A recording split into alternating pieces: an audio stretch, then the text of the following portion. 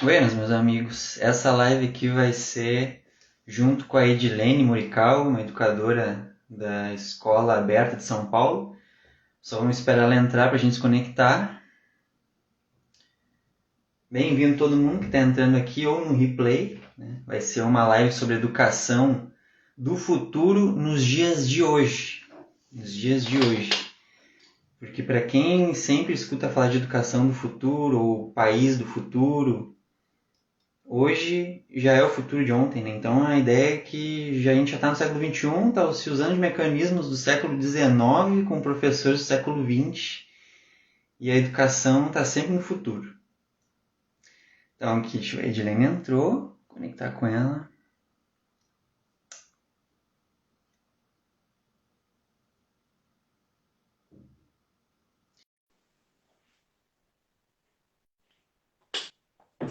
Live com a Edilene Morikawa. Edilene Cristine Brito Morikawa. Sim, sou eu, presente. Tudo bem, Daniel? Tudo bem, obrigado por aceitar o convite, para a gente conversar, porque eu estou muito sedento para aprender contigo. Muito sedento. Obrigada, eu que agradeço o convite. Meu áudio tá bom aí? Tá tudo certo para você? Tá ótimo, dá para ouvir bem. A Tá iluminação ok. também tá boa. Uhum. Morikawa. Ah, você também tem um violão aí, ó, o meu aqui, ó. É, Parceiro legal. bom, né, da pandemia. Na pandemia tá salvando assim ó, o lado emocional. Nossa Senhora. Então vamos lá. Eu fiz aqui um. A ideia é que a gente seja bem informal, bem tranquilo. Não sei se tu fica Sim, nervoso, como eu vou. também, eu fico um pouco ansioso. Ah, não, estamos entre amigos, falando de educação, quem se interessa é porque está colado, está junto, está querendo, tá na mesma, né? A gente quer junto fazer alguma coisa. Então, estamos sempre entre amigos. Eu nunca estive num ambiente discutindo educação me sentindo mal, né? Pelo contrário, a gente se sente mais forte, sentindo que outras pessoas também conspiram do mesmo sonho, que a gente não está sozinho, né? Principalmente. Maravilhoso. A primeira pergunta que eu queria te fazer, eu vi que tu hoje está como diretora da Escola Aberta de São Paulo, foi coordenadora do projeto Âncora, coordenadora pedagógica, atuou como professora Uhum. pública do Estado de São Paulo e em escolas brasileiras no Japão.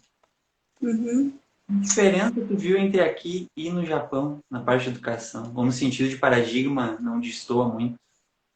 Nossa, totalmente diferente, né? O papel da educação no Japão, ele tem, assim, totalmente diferente daqui. Enfim, eu trabalhei com a comunidade brasileira no Japão.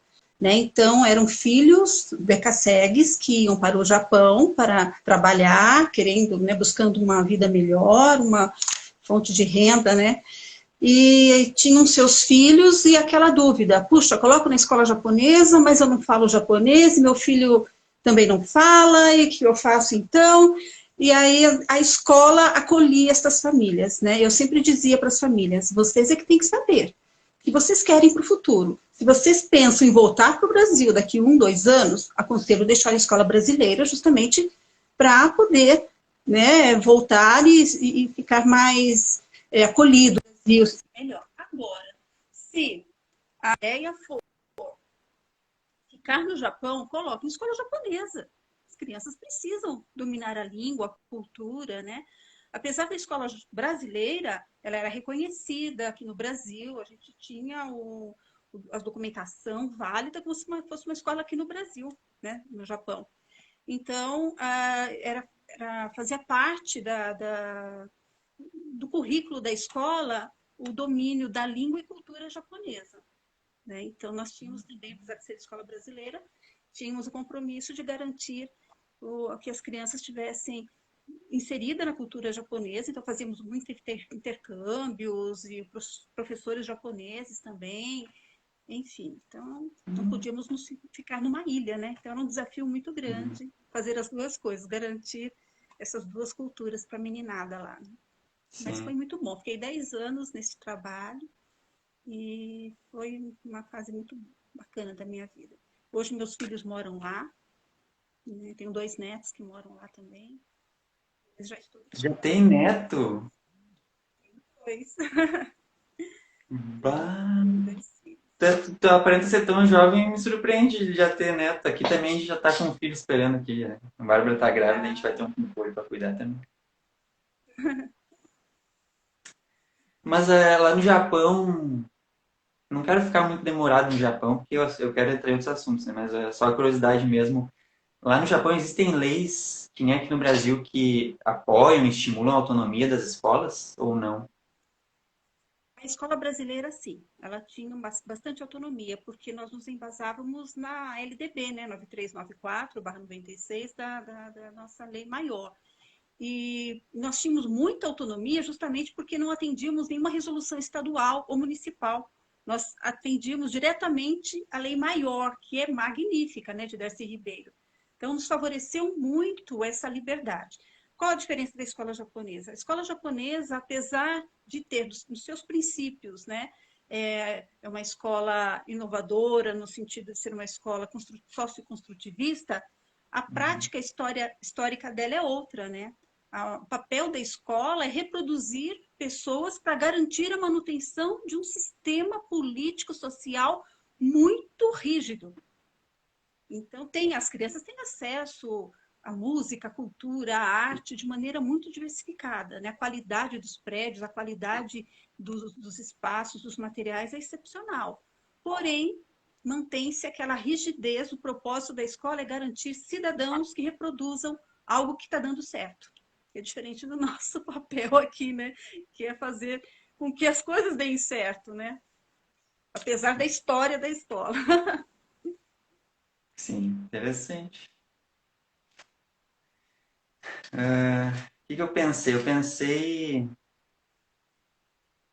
Eu tô no papel aqui de perguntador, porque eu quero aprender um pouco, e também de provocador.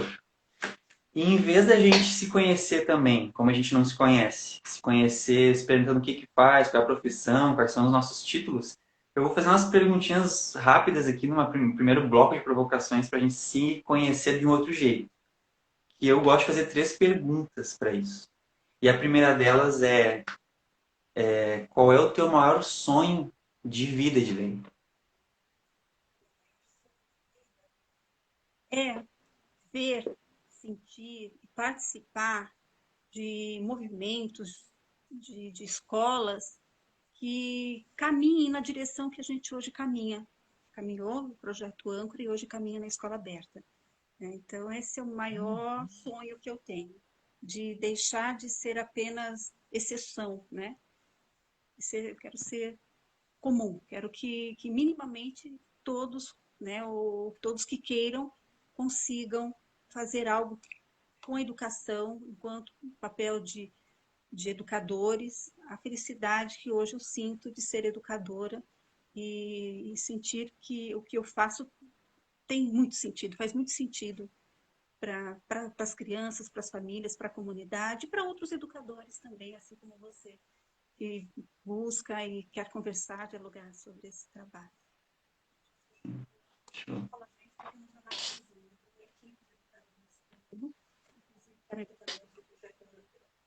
Desenvolve um trabalho fantástico. Eu quero colocar isso para todos que queiram, à disposição.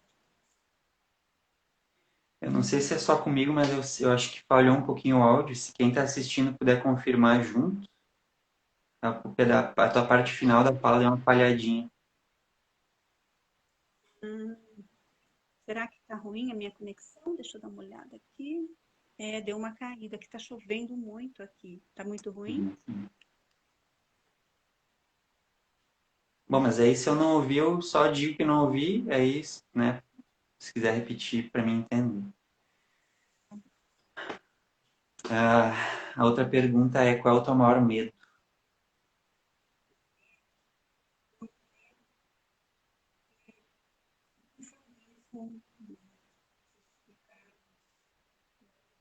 Geral, né? A gente se manter numa situação de colocar os problemas à frente dos potenciais que esses problemas nos trazem.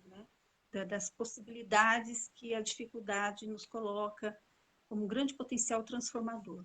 Eu vejo hoje, por exemplo, a pandemia como algo muito ruim, trouxe muito sofrimento, está trazendo ainda muito sofrimento para muita gente, para muitas famílias próximas a mim, até a minha família já teve.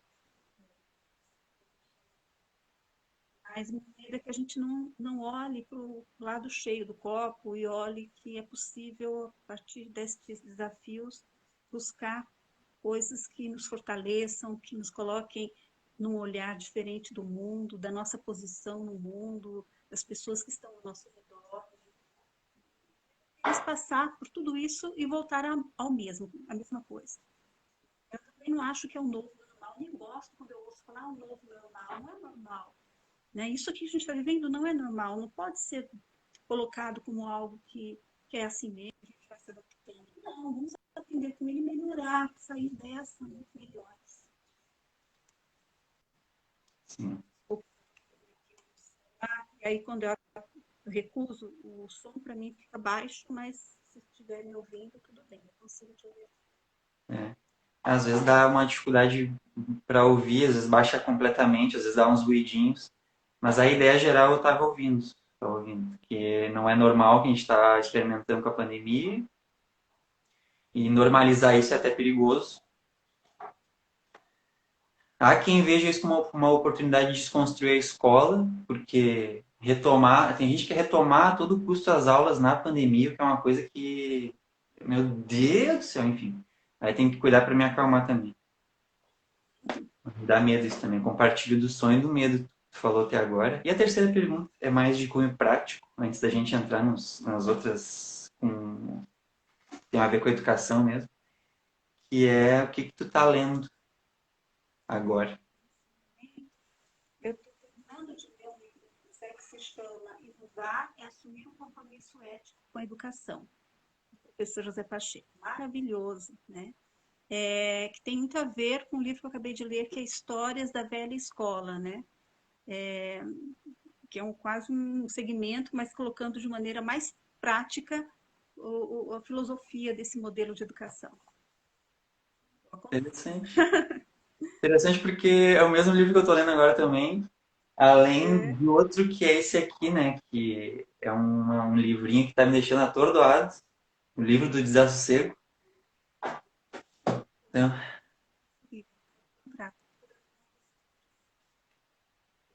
não deu para te ouvir.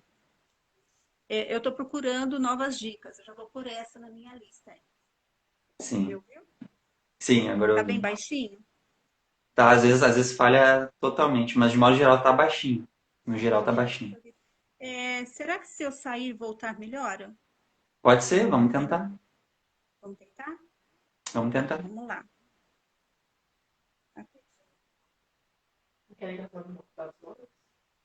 Hã? Não. Tá chovendo lá na Ed.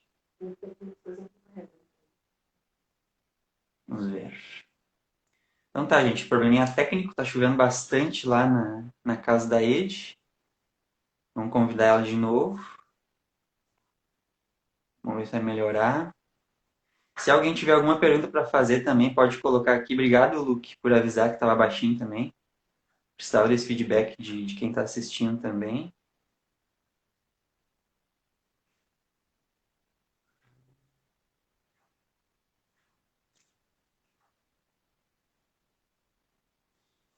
E vamos lá. Vamos aguardar ela entrar. E vocês que estão assistindo aqui, vocês têm algum sonho? Vocês já pensaram nos sonhos de vocês? E nos maiores medos? E no que vocês estão lendo ultimamente? Qual é o livro que vocês estão lendo? Geralmente o que a gente está lendo cria uma película sobre a realidade que a gente está experimentando. Então, quem quiser compartilhar vai ser um prazer me conectar. A Ed entrou de novo, convidar ela de novo. Vamos ver se vai melhorar um pouco. Oi, e aí, melhorou? Melhorou bastante, já chegou falando bem mais alto que antes. Ai, que bom. Já mandei recado para as pessoas não me ligarem agora. Espero que ninguém mais me ligue, porque eu estou com qualidade no celular. Inclusive, estão me pedindo o link para entrar. Por isso estão me ligando. Mas quis me ligar agora, não é muito bom. Aqui embaixo tem esse aviãozinho que dá pra gente compartilhar no vídeo mesmo. Aí tu clica nele, parece que É? Olha, que bom. Pode ir me perguntando aí que tá. Pronto, compartilhei aqui. Então, esse primeiro bloco de provocações foi para a gente se conhecer melhor. O sonho que compartilhou de querer ver a escola aberta, né, com a mesma proposta, a proposta parecida com Âncora, se difundindo cada vez mais, as escolas abrindo mão do paradigma de instrução e adentrando na aprendizagem e de comunicação, hoje, para mim, é o sonho que mais ressoa em mim também. O maior medo tem a ver com... Acho que antes eu tinha medo de... Eu respondi que eu tinha medo de ter uma vida morna. Quando alguém me perguntava isso, eu tenho medo de ter uma vida morna. Uma vida sem sentido, que eu só vá rolando nos dias. Mas eu descobri que o meu maior medo também é o do poder que a gente carrega como ser humano. Eu tenho medo do meu próprio poder de ver acontecer tudo aquilo que eu quero. Eu tenho medo disso. Porque eu não estou acostumado com isso. Enfim, mas são coisas que o Fernando Pessoa faz a gente pensar, a gente fica meio... Então é melhor eu vou parar por aqui. E o que eu estou lendo é também, né, inovar um compromisso ético com a educação. Estou um pouco mais da metade, quase um manualzinho que o Pacheco dá para criar, né? Comunidade de aprendizagem. Então, tá bem rica aquela leitura ali. Tem que mastigar aos pouquinhos, assim, entender cada passo, assim. E isso tem a ver com as coisas que eu quero te perguntar, porque eu sou um jovem angustiado na área de educação que abandonou a faculdade porque entendi que a aula não ia me ajudar. E agora eu tô meio que ao léu, assim, o que eu posso fazer no meu atual estado de ação para tentar colaborar com o meu meio também. Isso eu quero aprender um pouco contigo hoje. E aí agora a gente vai entrar no segundo bloco de provocações que eu quero te fazer, que a gente vai entrar mais na área de educação mesmo. Diz o Bertolt Brecht, que muito se fala da força de um rio e pouco se fala das margens que o comprimem. Quais as margens que comprimiram o projeto Âncora? O que aconteceu com o projeto Âncora?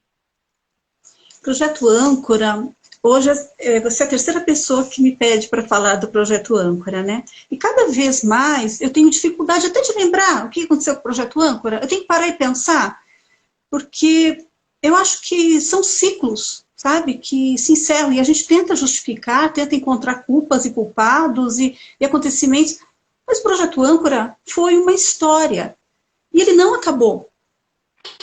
Ele foi passado a limpo. Eu me sinto hoje passando o projeto Âncora a limpo. O caminho das pedras que eu fiz com a equipe no projeto Âncora, porque para nós era tudo novo, a gente estava aprendendo a fazer, né? Refletir e fazer.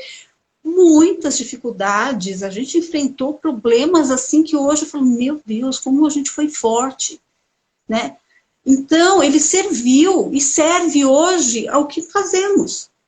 O projeto Âncora, em linhas gerais, o que aconteceu? Teve questões financeiras, era uma ONG que tinha uma escola, e tem uma tipificação que em 2011 diz que escola é uma coisa, projeto social é outra, e a gente entende o ser humano como completo, psico, biosocial, emocional e espiritual, e aí a gente tinha que transitar em serviço social, garantir, mostrar o serviço social, depois mostrar a educação, mas se não mantivéssemos o serviço social, não tínhamos recursos para manter a educação, porque era uma escola gratuita, e por outro lado, a educação, enfim, uma série de fatores. Então, haviam gestores, gestão de escola, gestão de ONG, captação de recursos que vinha pelo serviço social, mas tinha que passar para a escola, e aí foram vários fatores, não houve só um. Mas, em linhas gerais, ele não morreu. Pelo contrário, eu me sinto muito mais viva dentro de um projeto, galgando, dando passos, me sentindo inteira, uma equipe fazendo coisas incríveis na Escola Aberta de São Paulo. É uma sensação muito boa. Então, não tem nada assim que justifique querer falar, acabou porque tiveram pessoas, ou, né, enfim. Nada disso, porque as pessoas que estavam lá eram maravilhosas, as famílias eram maravilhosas, as crianças eram maravilhosas, os educadores maravilhosos, mas fatores levaram o projeto a não acontecer mais naquele lugar, né? E mais do que nunca a gente compreendeu que escolas são pessoas, e esse modelo de educação somos nós, não é o prédio, não é o lugar. Quando a gente se dispõe à mudança, ela vai com a gente para onde a gente for, né? Então, parte dos educadores estão na escola aberta e outros estão fazendo essas coisas em outros lugares. Eu acho que ele se multiplicou, ele não acabou. Muito bom. Eu como não sou próximo ao projeto, eu escuto o Pacheco dizendo que ele talvez tenha a sensação de ter sido destruído o projeto, eu fico me perguntando, né, o tamanho que o projeto tinha, o que tinha acontecido, né? É bom também ouvir a tua perspectiva sobre isso, para entender melhor o que aconteceu. E, de fato, imagino que um projeto daquela amplitude, a transformação que cada um gerou, vai levar essa transformação, né, por onde for. E uma coisa que se comprovou, que o Zé sempre falou, que um projeto de inovação, ele não acaba, ele não é destruído por fatores externos, mas por fatores internos. Então a gente pensa assim, diretoria de ensino que vai pegar no pé, porque não sei o que vai ficar perseguindo, porque vai incomodar o político não sei das quantas. Não. Quando a equipe é forte, isso é blindado, o projeto fica blindado. Mas são questões internas que fazem com que ele se desfaça. E foi isso que aconteceu. Mas nenhuma mágoa, nenhuma tristeza, pelo contrário, né? Claro, aquela comunidade, aquelas crianças, também muitos já estavam no ensino médio, já estavam na universidade, e foram feitas coisas lindas, não só para as crianças, mas para educadores do Brasil e de vários países do mundo. Né? Só de visitas, em 2 anos que eu era responsável pelo grupo de visitas, haviam passado pelo projeto Âncora, naqueles 2 últimos anos, 6.000 pessoas só visitando. Mais uma centena de pessoas que ficaram conosco 1 mês, outras ficaram 1 semana. Projetos que depois eu visitei, inclusive em Portugal, que se fizeram a partir da vivência que fizeram conosco, né? Que estão atendendo, tem uma escolinha, Novas Rotas, na Ilha dos Açores, na Ilha de São Miguel, nos Açores, é um paraíso aquele lugar, e aquela escola pública inspirada no que fazíamos, foram aprender conosco, claro, tem sua identidade. Então, como dizer que um projeto acabou, se ele está vivo em tantos lugares, né? Sim. Foi bom. E agora, indo do projeto Âncora para o Escola Aberta, a gente já está com 22 minutos de live, só para a gente não perder a noção do tempo aqui. Vai ficando gostoso da conversa, a gente vai indo 1h30. Né?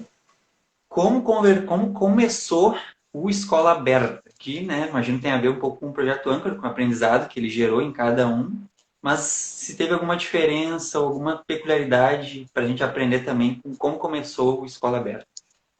A Escola Aberta tem uma história muito linda, né? Diferente do projeto Âncora, que as crianças já estavam lá, era um projeto que já tinha 15 anos, de trabalho assistencialista, que teve que se transformar numa escola também inovadora. Então, os desafios foram muitos. A Escola Aberta, ela foi sonhada por uma família, a família Lazarte, né? Doutor Arturo, doutora Lúcia, esses dois filhos, né? E eles, então, quiseram essa educação, queriam colocar para as crianças e para outras famílias esse modelo de educação. Visitaram o Projeto Âncora, se encantaram, então pediram para que eu ajudasse, né? Como fazer? Desde assim, mas como começa tudo? Né? Desde como que a gente encontra o lugar certo? Como que a gente encontra os educadores certos? Comunidade é ideal. E, então, no início, eu assessorei, né, essa implementação, e depois eu assumi, mas o projeto Âncora ainda estava vivo até lá. Eu assumi a Escola Aberta de São Paulo, e esta família, então, foi dando terreno para a gente poder pensar e construir. Então, a Escola Aberta foi escolhido o lugar, queríamos uma comunidade onde tivesse uma situação de grande vulnerabilidade social, crianças que não teriam condições nenhuma de ter um acesso a uma educação de qualidade como esta, e que também tivessem outras representações sociais. porque acreditamos que a escola, ela transforma pessoas e transforma a sociedade. Porém, se elas não dialogam na escola, né, Lauro de Oliveira Lima já dizia que a escola tem que ter representada o seu entorno. Se tem as classes A, B, C e D, a escola tem que ter na mesma proporção. Então, não pode ter escolas para ricos e escolas para pobres. Mas é um desafio, porque a escola é sem fins lucrativos, né, a Escola Aberta de São Paulo. É uma escola privada, porém, filantrópica, sem fins lucrativos. Então, também a gente não pode dar de bandeja uma escola para quem teria condições de pagar. Então, tem contrapartida também, famílias com uma situação social um pouco melhor, que oferecem para a escola aberta seus serviços.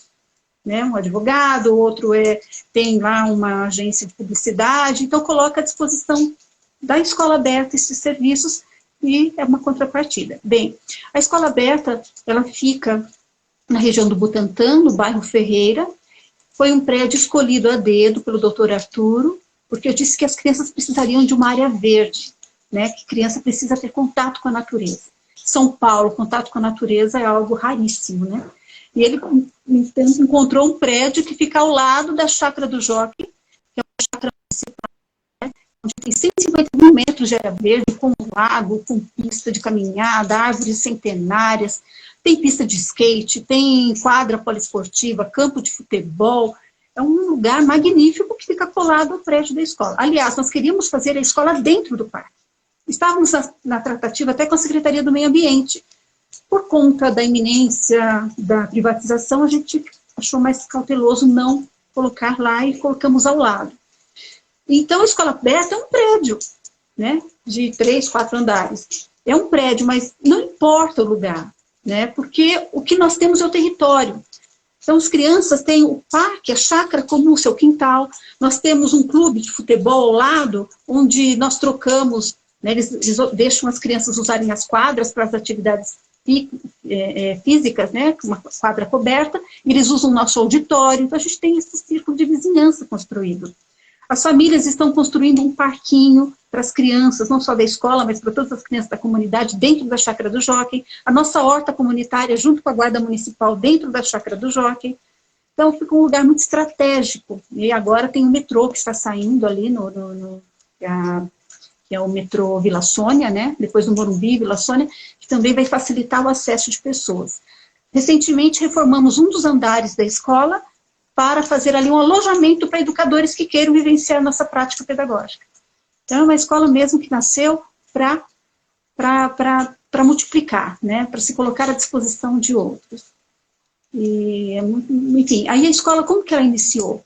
Diferente do projeto Âncora, que tivemos que convencer aquelas famílias desse modelo de educação que iríamos trabalhar, a escola aberta não. Apenas coloquei uma faixa na frente da escola, dizendo que seria uma escola inovadora, convidando as pessoas para conversar sobre inovação. E as pessoas, timidamente, né, mas o nome da escola é muito acolhedor, Escola Aberta de São Paulo, né, entravam, o que é isso? Uma escola particular? O que é? Então, eu começava a falar sobre educação, história de vida de cada família, quais eram as escolas que as famílias já tinham passado, não só as crianças, mas os pais, onde eles realmente aprenderam. E ficávamos 2 horas, até 3 horas conversando. Ah, mas eu gostei daqui, eu quero colocar. Mas quero colocar por quê? Se quiser colocar só porque é período integral, é gratuito e tem refeições, né, de qualidade, não. Nem porque é perto da casa. Aí eu dizia, volta para casa, conversa com teu marido, com tua esposa, com teu filho, fala desse modelo de educação, que não vai ter aula, não vai ter prova, as crianças não vão ser divididas por série, não vai ter lição de casa. Mas vão ter outras coisas. Converse. Aí as pessoas iam conversar, trazia o marido, trazia a esposa, que pedia para eu explicar, porque tentava explicar, não conseguia. Eu passava alguns documentários do Projeto Âncora para eles poderem entender. E aí eu dizia assim, vocês só voltem aqui quando me convencerem que tem um perfil para esta escola. Vocês é que vão me convencer. Eu já apresentei qual é a nossa proposta pedagógica. Então eles voltavam explicando por que eles queriam nessa escola. E eu dizia, preciso ver o brilho nos olhos. Aí, foi encantador. Então, foi 1 a 1, cada família foi cuidada na sua individualidade, respeitada. Imagina, famílias de situação vulnerável muito extrema, falando de educação, e é incrível como as famílias e as crianças querem inovar, querem algo que faça sentido, mas eles não sabem que existem, né, escolas que possam fazer isso. e mais escolas que eles têm acesso a isso. Então, foi simples. Hoje nós temos uma comunidade escolar extremamente forte, apesar da Escola Aberta ter iniciado em 2019, 2020 pandemia, 21 pandemia, mas a escola só se fortalece a cada dia. Porque as famílias sabem do seu papel, sabem que a escola não é para criança, é para a família. Então, cada família coloca disponível os seus saberes e fazeres. Tem famílias que vão lá, trabalham com crochê, com teatro, com relaxamento, com dança. A outra vai brincar com as crianças no parque, a outra ajuda na construção do parquinho, a outra vai no final de semana ajudar a limpar os vidros, a outra vai... Enfim, tem uma comissão incrível que cuida das famílias mais vulneráveis, fazendo bingo, rifa, bazar online, festas online, arrecadando dinheiro para comprar coisas que suas famílias necessitam, óculos, cesta básica, pagar uma conta. Então, realmente, se tornou uma comunidade de aprendizagem. Muito, chegou a... Eu só não chorei por pouco aqui, porque fiquei imaginando todo o movimento que estava contando. Um calorão aqui. Até pedi outro chimarrão para baixo. Muito chimarrão quando puder. Inclusive, eu estou vendo aqui, ó, que tem uma mãe querida que faz parte da comissão que está acompanhando a gente. Essa, a Regiane. Obrigada, Regiane, por estar aqui com a gente. Que legal. Tá? Gabi também está aí. Olha aí, que bacana.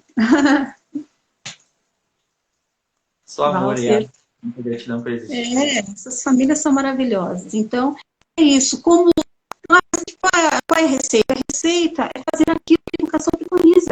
Né? As teorias de educação respeitando o indivíduo, o território, colocando as pessoas se sentindo parte da escola. Né? Quando fala escola é da família, não é só abrir a porta da escola aos finais de semana para as crianças jogarem bola ou fazer uma ação emergencial. É no dia a dia, nesta construção coletiva. Né? Claro, existem questões pedagógicas que a equipe pedagógica que define. Né? Os valores do nosso projeto, a nossa matriz axiológica foi construída com a comunidade escolar. As famílias trouxeram, as crianças trouxeram seus sonhos, quais são os valores que elas acham necessários para que a vida seja melhor, né? E a gente utiliza esses valores para as nossas relações, no nosso dia a dia. Sim. É isso, tem a ver com a próxima pergunta que eu ia fazer, que uma das perguntas é, se não existe aula na escola aberta, o que tem? E aí tu já começou a contar o que tem, né? E a próxima pergunta é, todo PPP traz os valores que pretende concretizar. Como que o que o Pacheco fala muito, né? Como é que uma carta de princípios ajuda a gente a concretizar de fato os valores? Uma coisa é a gente dizer, aqui na escola tem autonomia, respeito e solidariedade.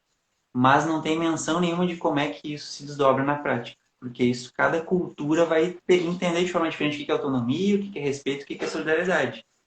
No Escola Aberta, como é que vocês conseguiram traduzir isso na prática, os valores? Porque nós nunca definimos os valores para depois traduzir. Nós traduzimos e depois encontramos qual era a palavra, qual era o valor que definia essa nossa necessidade. Então é o caminho inverso. Né? Porque se a gente define um nome, o nosso valor vai ser autonomia. Mas autonomia para mim é uma coisa, para você é outra, para outra liberdade, outra para liberdade se confunde com libertinagem, e aí depois é uma discussão insana. Né? Porque cada um vai ter a sua verdade, vai ter a sua história.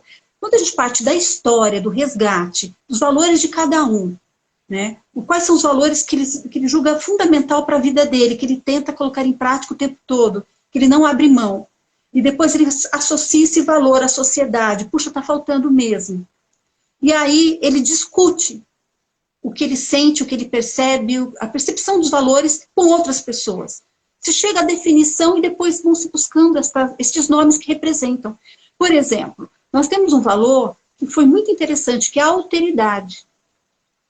A alteridade, para nós, e é o que a gente vive, é algo que vai além da empatia. A empatia é você tratar o outro ou conviver com o outro da maneira que você acha que gostaria que fosse com você. A alteridade vai além. É você agir com o outro como ele quer que você haja. Não conforme você acha que ele quer. Isso faz toda a diferença para um trabalho comunitário. E aí, por exemplo, um trabalho da Comissão das Famílias, né? Quando foram mapear o que as famílias mais vulneráveis necessitavam. Então, cuidaram, inclusive, se elas queriam que fossem anônimas. Então, pensaram numa estratégia que ela não precisasse se expor. Um cuidado tremendo. E depois, não ficaram criando a cesta para entregar. Ajudaram as famílias a perceber o que era essencial, o que ela realmente precisava. De repente, ela não precisa do arroz, ela já recebeu o arroz. Mas ela precisa de mais óleo, ou de um macarrão a mais, enfim. Então, eles mapeavam. Que a alteridade é você tratar o outro conforme ele quer ser tratado. Né? Então, é muito bonito ver, porque quando eles organizam as cestas, cada cesta tem um jeitão diferente, que tem a característica daquela família que vai ser atendida. Por exemplo, né?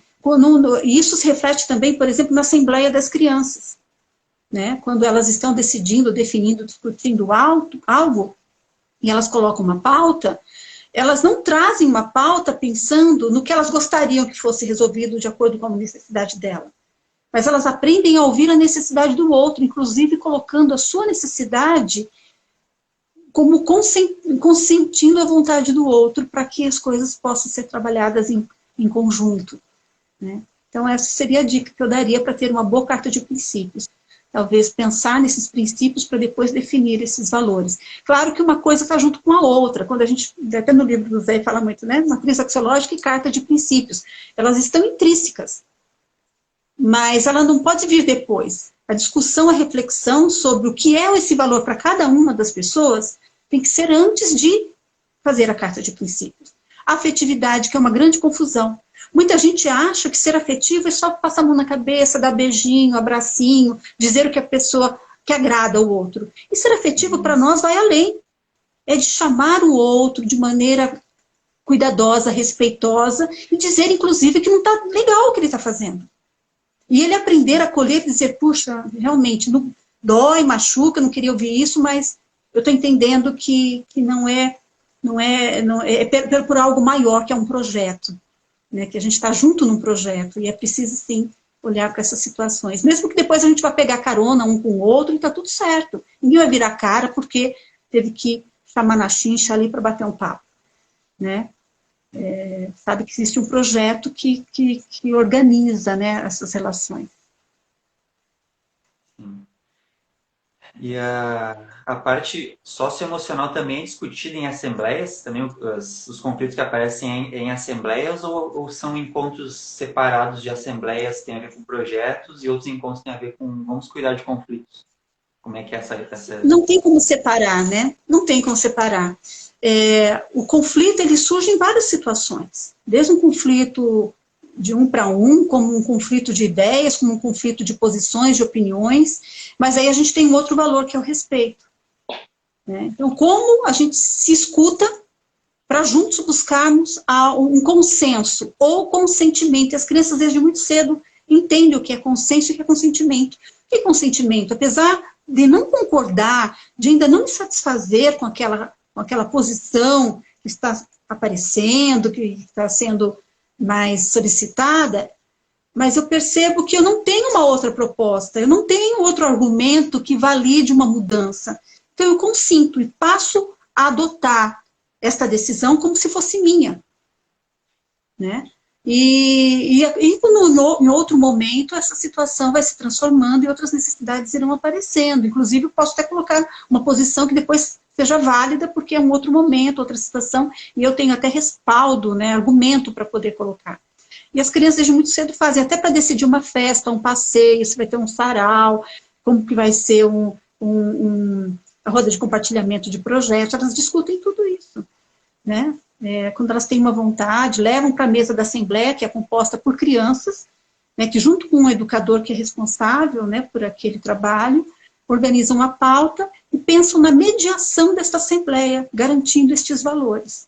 Então, por exemplo, se uma criança chega e diz assim, eu não gostei, vocês são muito chatos. Opa, parou, cadê o respeito? Vamos voltar. Então a gente para e vai falar de respeito, vai mediar um conflito. Não dá para separar, não dá para agora mediar conflito que estamos numa assembleia. Pelo contrário.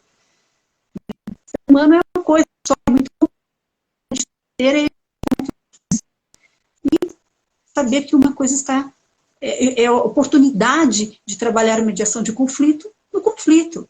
Não ter o conflito como um problema, mas com a possibilidade de juntos aprendermos novas formas de nos relacionar e resolver as nossas diferenças e as nossas vontades, né? Sim. Então, eu também acho o conflito um momento muito rico, né? E a gente culturalmente a gente entende o conflito como algo a ser evitado, né? Quando na verdade a gente tinha que trazer bem para perto, para descobrir quais valores cada um está defendendo ali, e os conflitos geram a carta de princípio, né? Que era o que eu estava falando também. Uhum. Achei curioso tu ter invertido a lógica e a gente ter descoberto na prática como é que os meus comportamentos traduzem valores que eu posso não estar consciente, e olhar para o meu comportamento primeiro pode fazer vir à tona a carta de princípios, a árvore axiológica. Achei muito bacana isso, porque fica mais simples, talvez, né, de começar a discutir sobre isso, do que a gente ficar divagando. Vamos ter respeito, autonomia, liberdade, alteridade. Vamos. E aí não fica claro, né? Porque aí ficou abstrato demais. Bueno, outra pergunta que eu queria fazer tem a ver também com... Eu vou chamar aqui o Fernando Pessoa para ajudar nessa parte, porque é uma pergunta bem específica. E tem a ver com a raiz desses projetos que tendem a sair do campo tradicional. Nesse livrinho que eu estou lendo aqui, Desassossego, tem uma partezinha que não é o Fernando Pessoa, mas é ele, talvez mediunizando um dos pseudônimos dele, né? Bernardo Soares. Ele fala assim, ó: não é o tédio a doença do aborrecimento de nada ter que fazer, mas a doença maior de se sentir que não vale a pena fazer nada. E sendo assim, quanto mais há que fazer, mais tédio há que sentir. E a minha pergunta é: quando tu chega para uma criança e pergunta para ela o que tu quer fazer, o que tu quer saber, o que tu quer aprender, e ela diz, não quero fazer nada, qual é o estímulo, qual é a provocação que tu pensa em fazer nessa hora? Muito boa pergunta. Porque não existe criança que não queira aprender nada. O que existe, crianças que já sofreram muito, né? Que já colocaram o aprender numa posição antagônica da sua realidade, da sua necessidade, dos seus desejos. Então, quando se pergunta a uma criança o que você quer aprender, ela diz não quer aprender nada, ela não quer aprender nada do que já foi colocado para ela, daquele jeito que foi colocado. Essa é a resposta. A gente tem que ter essa escuta, né? E aí a gente para e pensa assim, ela não quer aprender nada, então deixa, não vai fazer nada. Não. Uma escola não pode ser um lugar de oba-oba. Né? Muitos projetos que eu conheci não foram para frente porque houve uma confusão do respeito à individualidade, de ouvir a criança os seus desejos, o que ela quer, com uma coisa banal. Ela não quer nada hoje, ficou 3 meses sem fazer nada, está tudo certo. Não está certo, não pode ser assim. Nós temos um compromisso com essas crianças. Nós temos um papel fundamental para organizar, ajudar essa criança a gostar de aprender. Eu me lembro de uma situação que eu me perguntei para um tutorando, logo no início que eu comecei a fazer tutoria, independente do meu papel de diretora, coordenadora, eu sempre fui tutora, porque eu nunca gostei de falar daquilo que eu não vivi, daquilo que eu não botei a mão na massa, né? Então, para mim, é essencial esse contato. Na escola aberta não é diferente. E lá atrás, eu me lembro que eu perguntei para uma criança, o que você quer aprender? Aí ela me disse assim, logo no início do projeto, eu quero aprender substantivo, adjetivo e verbo. A criança quer aprender isso? Ela quis me agradar. O que ela leu? Professora perguntando para o aluno o que ele quer aprender. O que ela vai querer ouvir? Ele quer aprender coisa chata, né? Que é aquilo que ele está lá, que tem que aprender, porque é maçante. E eu olhei para ele e disse, verdade, você quer aprender isso por quê? E ela falou, não sei por quê. Então, aí eu comecei a conversar sobre coisas do mundo. Inclusive, eu contei uma experiência minha. Falei, eu lembro quando era criança, eu queria muito aprender sobre elefantes, porque eu assisti um documentário sobre os elefantes, né, um planeta animal, em preto e branco ainda na minha época, TV toda chuviscando, né, tinha que se colocar o bombril lá na antena para assistir, mas eu ficava indignada de ver os caçadores matando os elefantes apenas para tirar suas presas, por conta do marfim. E aquilo me dava uma vontade tremenda de entender sobre elefantes, saber como eu poderia chegar na África, como eu poderia ser uma bióloga para cuidar daqueles elefantes. Era o meu sonho. Pena que ninguém me perguntou qual era o meu sonho. Eu nunca contei meu sonho para ninguém, porque ninguém tinha me perguntado. Para ver se minha vida hoje na África com os Aí o olho dele brilhou. Aí ele me disse, eu tenho um sonho, o meu sonho é levar a minha avó a passear de navio. Porque quando a gente passa em frente à agência de viagem, ela fica parada olhando aqueles navios e sonhando em viajar. E meu sonho é levá-la para passear. Falei, olha que legal, que bom, vamos fazer um projeto? Né? O que eu quero? Levar a minha avó a passear de navio. Por que eu quero? Porque eu vejo a minha avó daí ajudando ele a construir esse roteiro, né, de projeto. Porque eu vejo a minha avó e ela se sente vontade e essa minha vontade também. Criança, muito pobre.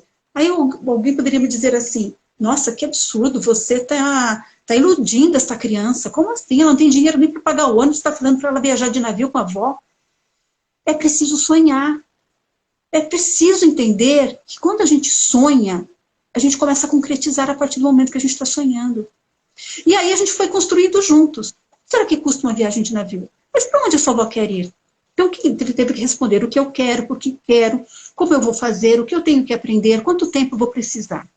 E foi. Então ele teve que perguntar para a avó onde ela queria ir, procurar no mapa o lugar, se era hemisfério norte, hemisfério sul, qual era o mês do ano que ela ia. Então ela ia saber qual é a estação do ano, quais eram os pontos turísticos daquele lugar.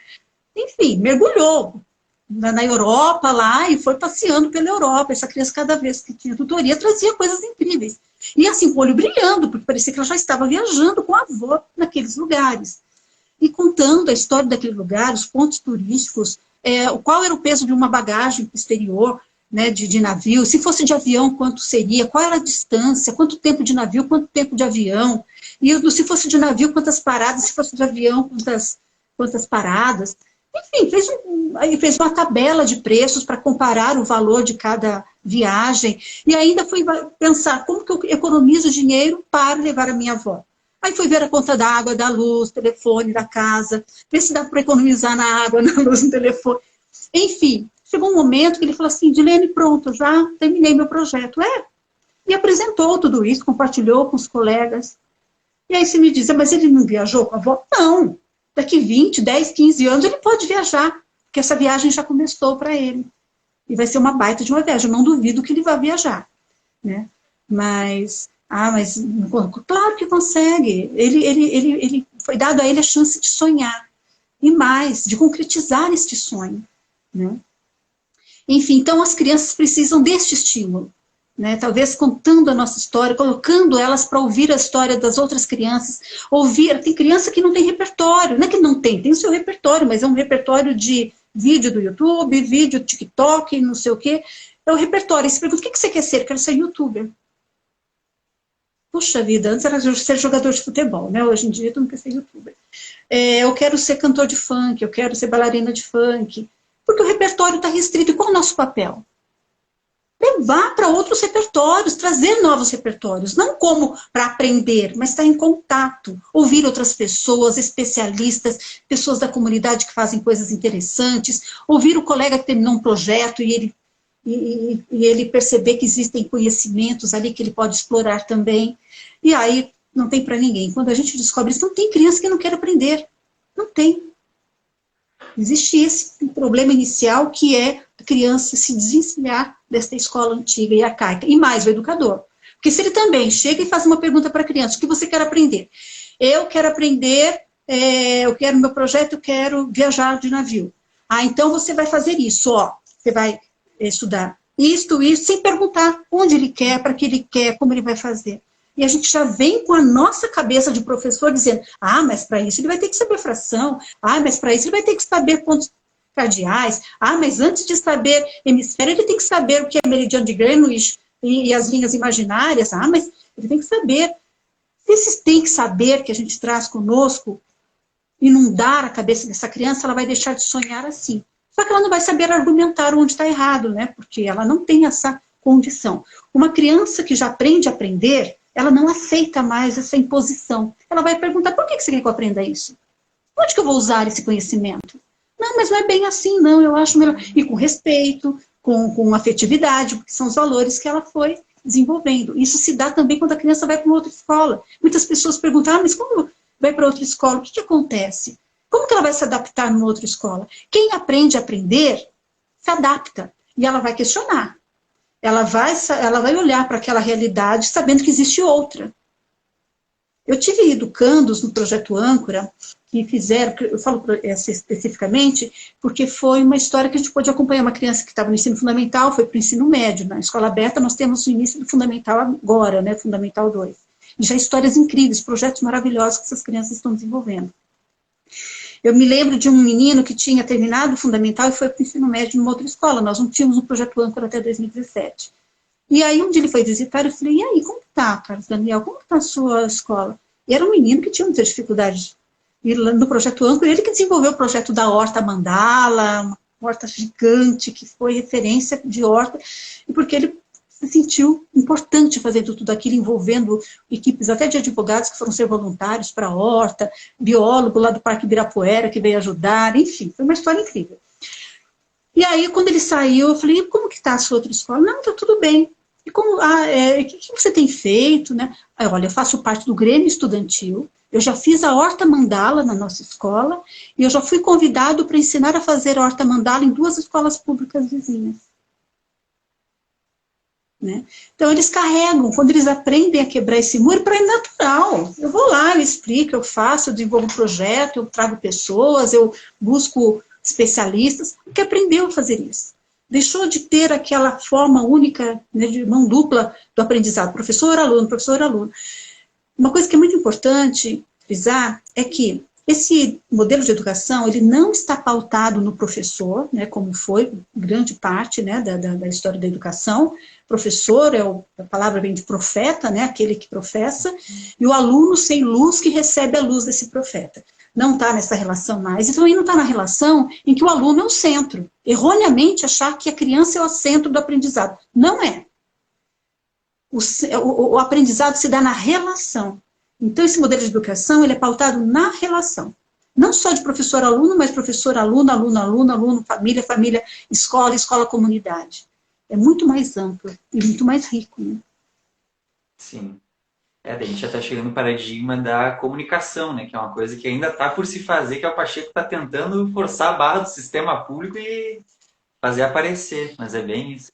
Às vezes me choca também ver links de Instagram, às vezes visitando outras páginas, na bio uma frase dizendo assim, métodos ativos em ensino à distância. Aí eu fico, dá aquele choque inicial e eu penso que deve ser só uma coisa que essa pessoa não conhece ainda, não sabe que existem paradigmas de educação, só está condicionado do jeito que aprendeu.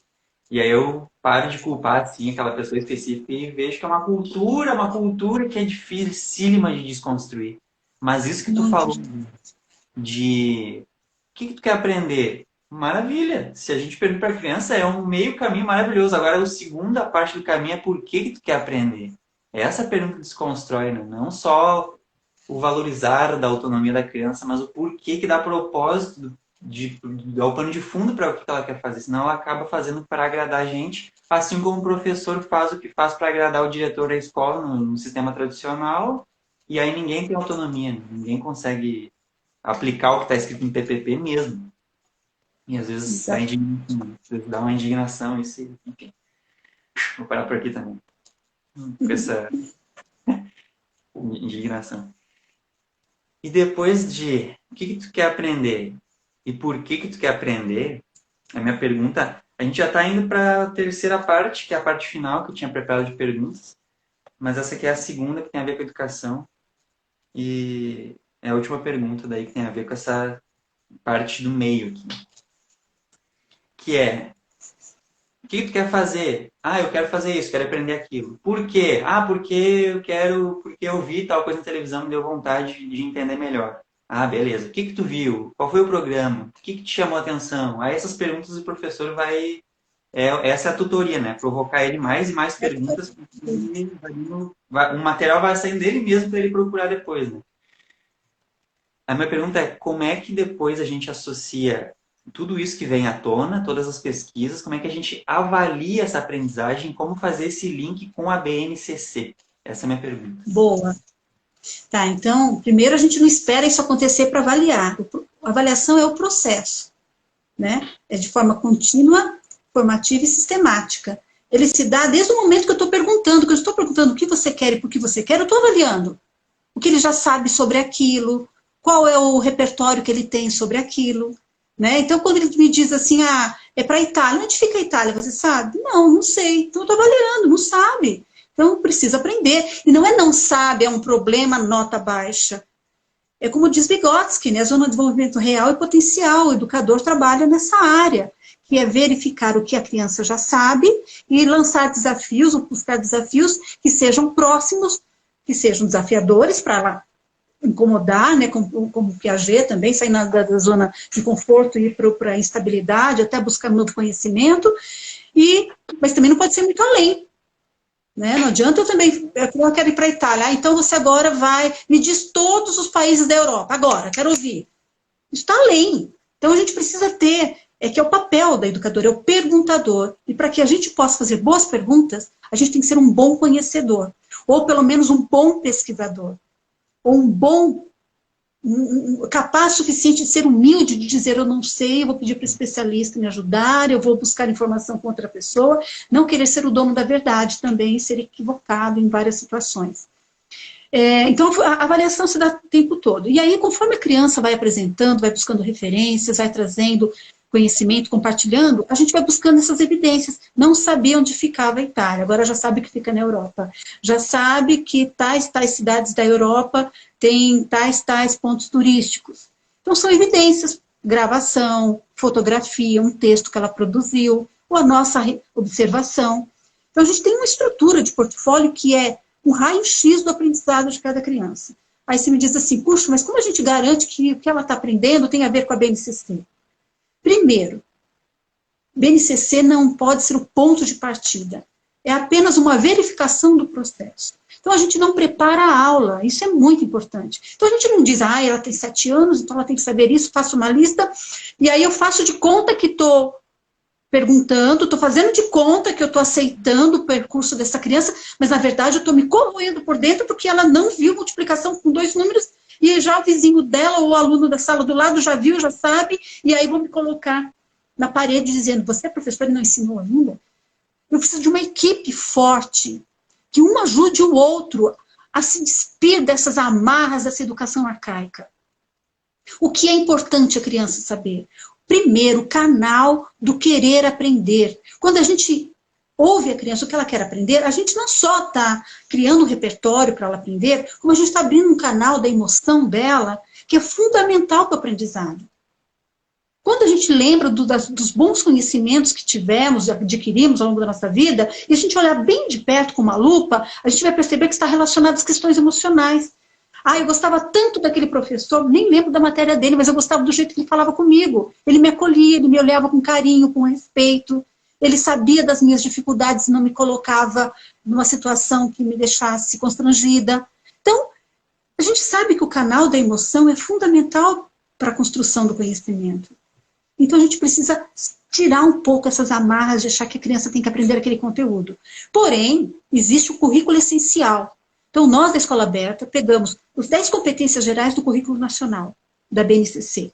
As 10 competências dizem exatamente tudo aquilo que a gente está falando aqui, sem tirar nem pôr. Ela valida toda essa nossa conversa. Aí vem as competências por área de conhecimento. Já é um problema ter que separar por área, de novo, para atender uma necessidade comercial de livros didáticos. Especificamente é isso. Ou principalmente é isso. Uma é a questão da cultura das escolas, que não quer mexer, apesar da lei maior estar dizendo das possibilidades, das 10 competências dizer que é preciso fazer, aí vem as competências por área. Até tudo bem, você pode até ter as competências por área e fazer esse modelo de educação. Mas quando vem as habilidades por área e por série, ela está totalmente antagônica à própria fundamentação teórica da própria base. E aí, eu vou seguir algo só porque está lá no papel, sem nenhuma reflexão? Que equipe pedagógica é essa que apenas aceita? Como a gente vai querer cidadãos reflexivos, capazes de argumentar, capazes de modificar, se nós apenas aceitamos? Está lá na base, o professor, o diretor mandou, é o currículo lá da cidade, está dizendo que é 2º ano, então tem que primeiro bimestre saber isso, 2º bimestre... E cadê a criança? E cadê o indivíduo? E cadê as teorias de educação que dizem tudo isso que é preciso ser feito com a criança. É preciso coragem, é preciso olhar para a educação e falar, caramba, está nas minhas mãos, eu sou professor desta criança, ela tem 7 anos uma vez na vida, ela tem 8 anos, 12 anos, 15 anos uma vez, e está nas minhas mãos. Eu passo mais tempo com ela do que a própria família. E eu vou reproduzir algo que eu estou vendo que não está funcionando, está colocando o país e o mundo de cabeça para baixo com as questões ambientais, com as questões políticas, com as questões sociais, de valores. O que eu faço com a educação, então? Junte esses educadores, não sabem fazer, tudo bem, ninguém precisa saber. A gente aprende juntos. Tem tantas inspirações para a gente poder começar a fazer, né? Então, é isso. Então, são 3 dimensões curriculares. O currículo objetivo, ou planetário, que é esse currículo que a gente chama também de essencial, que é aquilo que a gente olha para a base e fala, isso é essencial. Qualquer cidadão tem que saber gerenciar seu tempo. Está lá na base e é fundamental para a autonomia. Está lá na base também curricular, né, na BNCC, o cuidado com o meio ambiente, o respeito à diversidade cultural. Concordo plenamente, isso não pode sair da nossa fala, do nosso radar. Mas saber raiz quadrada, saber equação do segundo grau, está lá que tem que saber. Para quê? Isso é essencial? Não é essencial. Ele pode estar lá, em alguma situação a criança precisar, o especialista até falar, veja aqui, tem várias plataformas, como o Khan Academy, que é gratuita, que é maravilhosa. Ali a criança vai fazendo, vai desenvolvendo seu percurso de maneira autônoma. Para que ficar dando aula daquilo? Tem videoaulas prontas para aquilo também. Então, a gente tem outra dimensão curricular, que é a comunitária, que a gente constrói com o diálogo com a comunidade. Nós, apesar da Escola Aberta ser nova, né, pela Escola Aberta ser nova, nós estamos construindo o nosso currículo comunitário. Primeiro, checando com as famílias, entrevistando, sabendo qual é a história da família naquele território. De onde vieram, como era aquele território quando chegaram, e as famílias de onde vieram, barará, barará. E junto com as crianças também. E depois, segunda etapa que vamos iniciar agora, que é a tomada, verificação da realidade. Tá, era assim e hoje, como está? Como estão os equipamentos públicos, como está a relação com os vizinhos? E qual é o nosso sonho coletivo para essa comunidade? Ter mais áreas verdes, ruas limpas, pessoas que se mobilizam em prol da outra, barará, barará. Aí a gente transforma isso num currículo comunitário. E o currículo subjetivo, que é esse que a gente já falou aqui, que é o percurso individual de cada criança, a forma dela aprender, a ajuda que ela precisa, o cuidado que ela precisa na sua individualidade, que é o currículo subjetivo. Então, são essas 3 dimensões curriculares, que é muito mais do que a BNCC. Né? Isso tudo é retratado, relatado no relatório individual de cada criança. Sim. Daí a avaliação vai muito além de um papelzinho que tem cheque, não cheque, né? Acho que um pouquinho mais, né? Maravilhoso. Basicamente, eu estou refrigerando tudo que eu já acredito também, só ainda não tive a oportunidade de colocar tanta coisa que eu também está vivo dentro de mim na prática. E aí as minhas próximas perguntas, já para encaminhar para o final, deixa eu até ver que hora é agora. É 9 horas já, deu 1 hora de live. Encaminhar para o final já para a gente cuidar do nosso tempo também. Talvez seja um pedido de tutoria, talvez no fundo, essa é a minha pergunta. Que é, por onde um jovem angustiado, mas sonhador na área da educação pode começar a realizar trabalhos semelhantes ao da Escola Aberta, ao do Projeto Âncora, sem ainda ter feito conexões? Por onde esse jovem, né, não vou dizer que é eu, né, não vou dizer que é eu, mas por onde um jovem pode começar um projeto, né, que seja com base nesses paradigmas de comunicação e aprendizagem? Começar fazer dentro das suas possibilidades, imaginando que esse jovem seja apenas um pai, ele pode fazer com teu filho, com teu sobrinho, com teu vizinho, né? Não experimentando, mas colocando em prática, né? E vendo que também sozinho ele não consegue fazer tudo, porque é uma teia construída, né? Então, essa criança ela se relaciona com esse tutor, que ajuda a construir o roteiro, mas ela precisa se relacionar com os seus vizinhos, porque são os pontos de saberes e fazeres, que inclusive esse tutor vai direcionar, vamos falar lá com fulano, ele é bom nisso, como que a gente agenda um encontro, que perguntas que a gente faz, né? Aprende a estrutura de um convite, por exemplo, ou então de um ofício, pedir para a prefeitura, não sei o quê, enfim.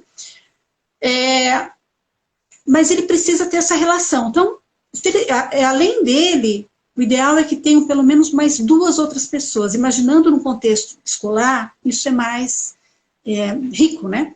Porque tem os educadores daquela área que deixam de dar aula da sua área e passam a ser tutores de crianças não independentes da idade. Essa equipe de 2, 3, 4 começam a olhar para as crianças, independente da série, naquele espaço de tempo que eles têm com aquelas crianças em comum. Eu sou professor de história, estou a segunda de manhã, eu sou de geografia, estou segunda depois do professor de história, eu sou professora de português e estou nessa, e estou toda quinta e sexta com as mesmas crianças. Então, eles param de dar aula daquilo e começam a desenvolver projetos com essas crianças. E aí eles começam a identificar crianças com nível de autonomia diferente. Uma criança mais velha que mal consegue gerenciar seu tempo. Uma criança mais nova que já é capaz de ajudar a mais velha. E aí eles começam a pensar nesse perfil, depois desse contato inicial com essas crianças, tirando o sério da cabeça, idade, olhando para a criança, para a sua história, para a sua condição de autogerenciamento, de entendimento, né? Até mesmo de atitudes coerentes para poder aprender. E aí começam a agrupar por núcleos. Por exemplo, crianças com nível de autonomia que precisam de ajuda, que o educador tem que estar junto, que se não está junto ele não faz, vai burlar, vai bater, vai brigar, vai quebrar. Então precisa de pessoas próximas, é a iniciação. Pode ter 7, 8, 9, 10, 15 anos e ter aquela característica. Então, para de pensar, nossa, ele tem 15 anos, não pode estar com uma de 6. Pode sim, porque ele vai precisar de estruturas, de dispositivos para desenvolver sua autonomia. Enquanto tem criança que já dão conta de coisa, já vê a hora, já sabe cuidar do tempo, se inscreve, se responsabiliza, começa a fazer um projeto, sabe que precisa terminar, cuida do seu plano do dia. Então, ela pode também ter 7, 8, 10, 15 anos e fazer isso. Então, esta equipe começa a dialogar sobre aprendizado, não sobre conteúdo. O conteúdo vai aparecendo, depois vai catando e colocando, isso aqui já apareceu uma vez, já apareceu, vai ticando lá na lista do currículo essencial, sem importar a ordem. Né? Então, para de construir a escola a partir do currículo. Né? Então, o que tem que aprender? É isso aqui, porque está na tal série, tem tal idade. Né? E aí, vai passando de ano e vai aprendendo outras coisas. Não aprende nada, ou aprende muito pouco, ou poucos aprendem, muitos aprendem pouco. Essa é a realidade.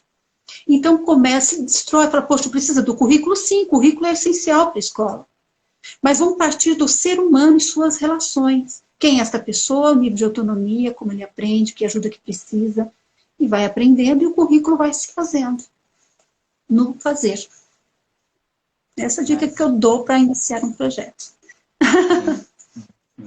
O Pacheco, nas quartas-feiras, está estimulando o pessoal a começar com a tutoria 1 por 1, né? E aprender por ali, tutorar um, depois esse 1 vira 2, 3, 5, 7, aí vai agregando mais gente. Imaginei que fosse... Então tá, Edilene. Mais uma perguntinha só para terminar. Tem alguma pergunta que eu deixei de fazer que tu gostaria de ter recebido? Deixa eu ver. Talvez uma coisa que eu acho essencial, a gente acabou falando, né, de não estar sozinho, né? E quando a gente fala não estar sozinho, não é que tem que estar andando em paz. Teve uma época que eu até confundia, o Zé fala sempre que não pode estar sozinho, e a gente tentava andar de braços dados com alguém e não fechava a conta, né? Porque sempre faltava gente.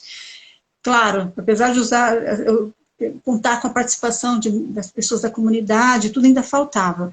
Mas não estar sozinho é você estar no mesmo projeto que as pessoas estão. Não estar sozinho na aula, preparando a sua aula para o seu grupo de crianças, aí vem outro professor e faz sua aula com o mesmo grupo de crianças. É estar juntos no mesmo projeto. Né? E as relações, as discussões pedagógicas a partir do projeto, não do achismo de cada um, não das vaidades de cada um. Eu sempre dei aula assim, meus alunos sempre gostaram, eu sempre fui assim, está tudo certo, né? Mas eu sou inovador, porque eu dou aula invertida, né? Eu faço aulas interativas, e aí eu sou inovador. Inova, não é inovação. Eles são paliativos da inovação. Não é uma lousa digital, não é a sala de aula invertida, não são boas plataformas. Isso tudo pode ser utilizado para esse modelo de educação, porque ele é multireferencial. Ele não tem apenas uma referência, mas ele não pode ser o ícone do projeto. O projeto é outra coisa. E esse outra coisa de projeto, ele é tão importante que as discussões de qualquer equipe é à luz do projeto, e não da vaidade e do achismo de cada um. Muitas vezes a gente tem que fazer coisas até antagônicas ao nosso projeto, no sentido, puxa, a gente tem que incentivar a autonomia, mas essa criança não consegue, então ela vai ter aula. Nossa, mas a gente está falando de um projeto que desenvolve autonomia, mas essa criança precisa de aula, ela precisa de prova. E é a partir daí que a gente vai fazer com ela. E a equipe toda se dá as mãos e fala assim, não estamos voltando atrás do nosso projeto, isso faz parte do projeto. Não se chega à autonomia sem se passar pela heteronomia. A autonomia não é dada, ela é construída na relação. Não basta chegar um dia na escola e falar, gente, mudou tudo agora, vocês vão aprender a partir do que vocês querem. Oba! Sem ter combinado, sem ter acordos de convivência, sem ter organizado, pensado em cada uma dessas crianças e a condição de cada uma delas, para se pensar nos dispositivos necessários para que elas se desenvolvam. Senão é, de novo, dar igual para todo mundo. Não é aula, mas é outra coisa, é uma liberdade que se torna libertinagem, que é tão prejudicial quanto uma aula expositiva sentados um atrás do outro. Negligencia a criança da mesma maneira. Sim. E essa foi a minha primeira impressão quando eu vi o Pacheco também dizer, a aula não serve para nada, vamos acabar com essa tralha do século XIX, porque não... E a minha primeira interpretação eu ouvi a primeira revelação assim na área de educação, mas na hora de botar na prática, em alguns projetos que eu participava, eu fazia exatamente isso. Eu chegava e dizia, pessoal, a partir de hoje não vai ter mais ninguém que diga o que vocês vão fazer. Agora o que vocês querem aprender? E aí as caras dos jovens eram... O que tá falando? O que ele tá inventando? Não quero fazer nada. Quero que seja assim. E aí eu não tinha pego o processo também. Eu ingenuamente acreditei que, então quer dizer que todo jovem quer ter autonomia. Sim, todo ser humano anseia por isso. Mas se ele não tiver participado, ter sido provocado para isso, ele não, por conta própria isso não vai sair. Não é algo bom. E aí é um desespero total, né, para todo mundo. Como você disse, é o processo. Quando a gente fala do ideal, uma escola sem aula, sem turma, sem paredes, inclusive sem prédios, é o ideal, mas é preciso partir de um ponto. O que não pode é cair no comodismo. A gente chegou até aqui, já tem tutoria, já tem assembleia, mas tá bom, já é o problema. Não é, e a gente tem que estar sempre se questionando. Tá tudo muito quietinho, tá tudo muito paradinho, é porque alguma coisa está errada. Quando parece que tá tudo certo, é porque alguma coisa está errada. Esse é sempre o movimento. Eu aprendo todos os dias, eu estou longe de saber exatamente qual é o ideal, ter vivido o ideal de educação. Não cheguei lá, imagina. Eu preciso muito ainda. E nunca vai acabar, porque a sociedade está em plena mudança o tempo todo.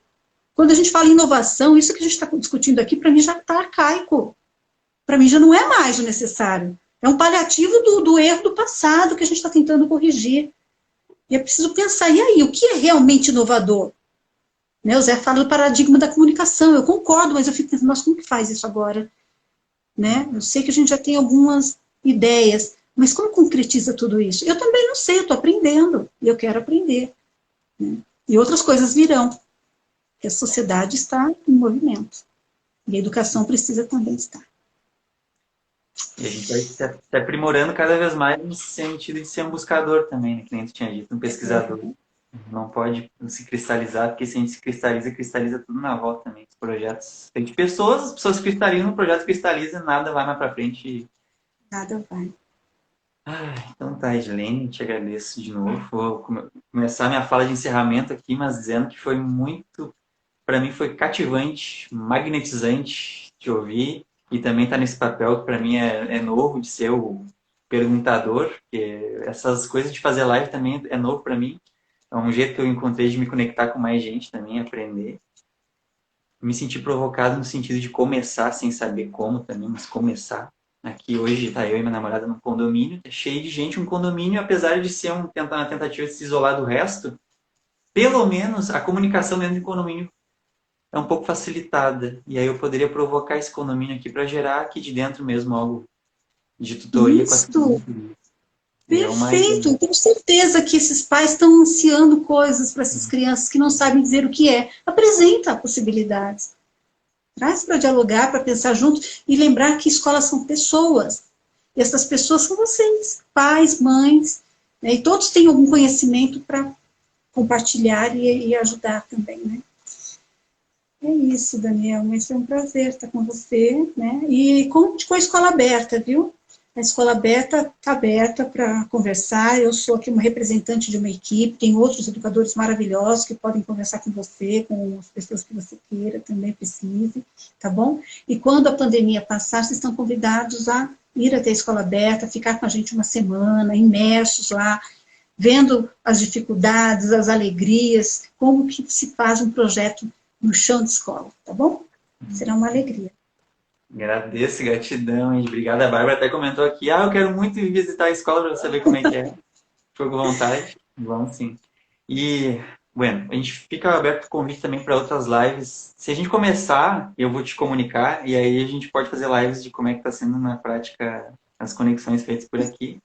Para a gente também compartilhar conteúdo para quem também está nesse universo, tentando se encontrar e encontrar gente também que está tentando se descristalizar e saber que existe esse movimento, para não achar que é o professor no deserto Saara, né? Sem mais ninguém que queira encontrar outros jeitos. Obrigado. Eu sempre agradeço. Pela inspiração. Um abraço, vou fechar aqui. E um abraço para todo mundo. Bárbara. Todo mundo que entrou, gratidão, comunicou alguma coisa aqui também. E é isso. Vamos tocar um violãozinho agora para esparecer. Vai lá, toca aí. Na próxima. Tá na próxima. O meu tá desafinado, senão eu tocava uma musiquinha, cai balão aqui. Tá bom, então. Obrigada, viu, Daniel? Um beijo. Um abraço na Bárbara e todo mundo. Gratidão a todo mundo aí que participou, viu? Até a próxima. Até quarta, né? Quarta você vai para o encontro da Turmas Piloto, né? Então, depois do encontro de Turmas Piloto, eu tenho um grupo aqui de São Paulo, que se encontra logo após da reunião com o Zé, porque ele virá agora dia 25 de julho, né? E nós estamos organizando o périplo dele aqui em São Paulo também. Show. Mas eu vou estar lá. Então tá bom. Obrigada, Daniel. Tchau. Um abraço.